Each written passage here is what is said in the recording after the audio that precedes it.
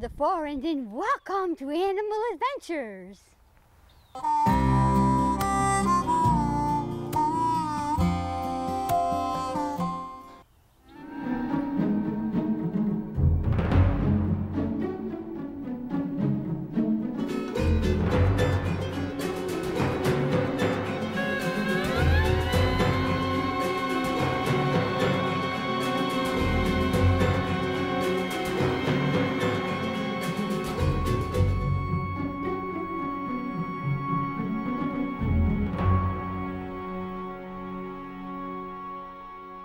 We are at Wolf Hollow in Ipswitch, Massachusetts, a wonderful place to learn and see wolves. So come join me on my animal adventures to learn about Jelly and all the other wolves here at Wolf Hollow in Ipswitch, Mass.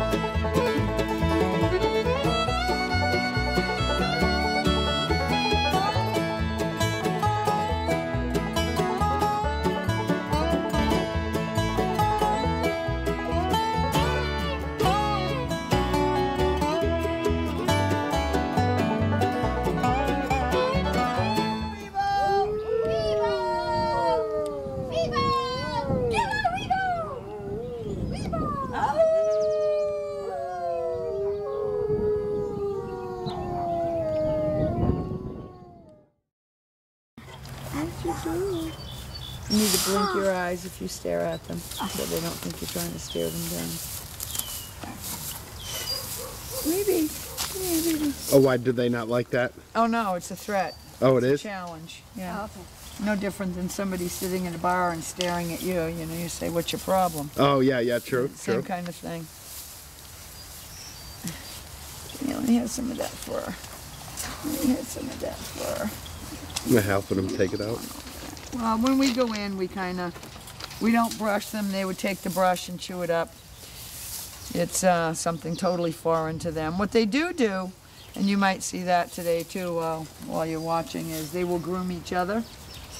They'll take their smaller front teeth and go over each other's bodies, and that's helping the fur to loosen up a bit, and it's also checking for ticks and things that don't belong there. So they're really good at taking care of each other.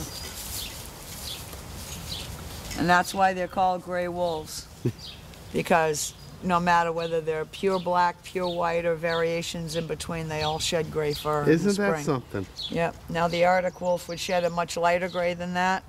A black wolf would shed a darker gray. But it's basically all shades gray. of gray. So North American gray wolf is the species name. When you hear tundra wolf, Mexican wolf, Arctic wolf, all that does is describe a geographical location of where the subspecies comes from. But they're all gray wolves. Yep. And that's one of the questions when we have the kids come. I say, do you think these guys are gray wolves? No. Why not? Because they're not gray. I said, very reasonable, but guess what? They are. Yeah, because their top fur is gray. It's the bottom that seems darker. Yep. Well, the undercoat is actually lighter. Very coarse hair. I have a chocolate. The top is, all right, now here you see sort of like a circle right here, how this fur goes in a circle, and another one here, and then another one at the rump. Right. Those are their 3 capes. Oh. They work like duck's feathers. Right. So when it's rainy or snowy, the moisture will drip from one cape to another and off onto the ground so their skin can't get wet. Exactly. So keeps them warm. So the top fur is very coarse. This is very coarse, but underneath is very, very soft. Just like the duck's feathers. They have web feet for running in snow. Oh, yeah. Wow. I didn't know that. Yep, they're great swimmers, but the primary reason for the webs is to keep them on top of the snow when they're hunting. Otherwise, they'd never get anything. Hi, boy. A girl? Boy? Boy. Hi, boy. He's the big shot here. Is there any way to discern what's a boy and a girl just from looking from a distance, other than the old under the tail? Size sometimes. Yes, you are. Males are usually a little bit bigger than the females. Yeah. Oh, okay. Well, he probably as a young teenager he started interacting with them.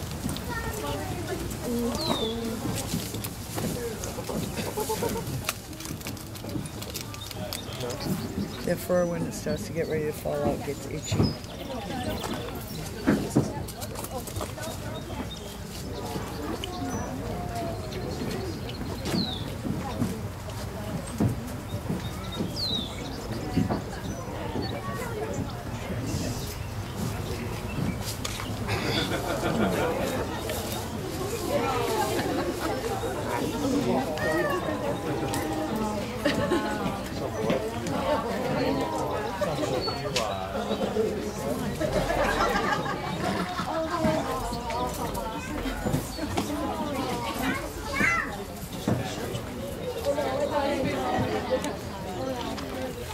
See, Nina's staying there until all these people get out here and sit down. Once they're seated, she'll come out. Hey, is that everyone? Yeah. Okay, folks, so once again, welcome to Wolf Hollow. Our mission here at Wolf Hollow is to help preserve and save the wolves that are out there in the wild in the United States, North America, and all over the world. Because very much wolves still are a threatened species, even being hunted in some places. We'll talk more about that later. Even though it's a little bit of an overcast day, it is still very warm for these guys. Their coats keep them warm up to 50 degrees below zero. So this is Weeble. He is our 8-year-old alpha male here. He tops in at about 120 pounds. And coming up here is Nina, who is a 4-year-old female. So these are the wolves that are in here. Also out back to the left enclosure, and you're welcome to go check these guys out when we're done here. To the left we have Jelly, who is Weeble's sister, so she's also 8 years old. And to the right we have Osa, who is Nina's sister, so she's also 4 years old, as Nina is. So those are the 4 wolves we have here. And just a year ago we actually got another addition to our family. He is not a pure wolf, and I want to be very upfront about that. What he is a wolf-dog hybrid, and his name is Bear, so he's part wolf and part dog. The reason we have Bear here is because wolf-dog hybrids are illegal in the state of Massachusetts, and Bear was confiscated by the state because he was owned by a private citizen. And they called us up because if we weren't able to give Bear a home to live in, Bear would have been put to sleep. So at the time, Osa had just been removed from this enclosure to live by herself out there. Being a young female, we didn't want her to spend most of her life alone, so we gave her Bear as a companion. They will not have puppies because, again, we're doing wolves here, not wolf hybrids. So again, he's just a companion to her. It's been a great situation. Osa loves the company. They get along great, and we saved Bear's life in that sense too. And hopefully Bear can be a teaching tool as well. When you go out back and check out Bear later, I want you to imagine him living in an apartment in Revere, because that was his situation before he came here. So probably wouldn't be so good. Any questions at the moment? Yes? Oh, great question. So I meant to actually mention why that was. The reason that those guys live out back is because in a wolf pack, there's a very strict hierarchy. Packs are led by the alphas. They are the bosses. They are the leaders of those packs. So all of the wolves in that pack have to live by the rules that the alphas set. They are subservient to those alphas. They have to follow the rules and do what they're told. Sometimes you'll have a wolf that doesn't want to do what it's told, wants to be the boss of its own territory, wants to have its own puppies. So in the wild, those wolves will leave their pack to go start their own somewhere else. So in a captive situation, you have to provide that opportunity. If they're not getting along in here, you have to give them their own space. Otherwise, you have some very serious infighting that could ultimately escalate to death as well. Coyotes and wolves. Coyotes are generally between 35 and 65 pounds, where wolves are between 65 and over 165. So wolves are a much bigger version of a coyote. They both have 42 teeth. They both have yellow eyes for the most part. Coyote's going to be a little more brown and tan, whereas a wolf can be a whole lot more colors than that. The biggest difference between wolves and coyotes is more their social life.